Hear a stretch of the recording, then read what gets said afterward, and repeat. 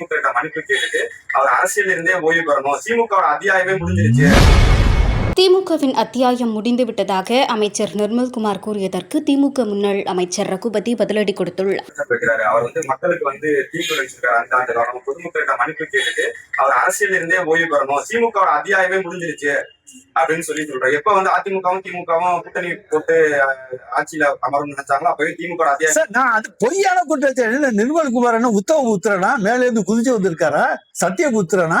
அவர் சொல்றதெல்லாம் வேதமா சத்தியமா என்ன யார் எடுத்துக்கிறது? நிர்மல்குமார் சொன்னா சத்தியமா?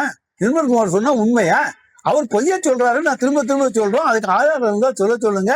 நாங்க எங்களுக்கு ஒரு சிறு துளி கூட எங்கள் தலைவருக்கு அந்த எண்ணம் இல்லை என்பதை நான் எடுத்து சொல்லி இருக்கிறேன். சார், முதலமைச்சருக்கு தோல்வியும் கொடுப்பாங்க, அப்புறம் வெற்றியையும் கொடுப்பாங்க. அது அந்தந்த சந்தர்ப்ப சூழ்நிலைகள் நடக்கக்கூடிய ஒன்று.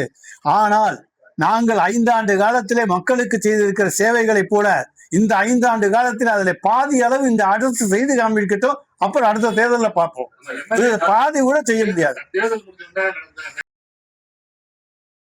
செய்திகளை உள்ளது உள்ளபடி தெரிந்து கொள்ள ரெஃப்ளெக்ட் நியூஸை சப்ஸ்கிரைப் பண்ணுங்க.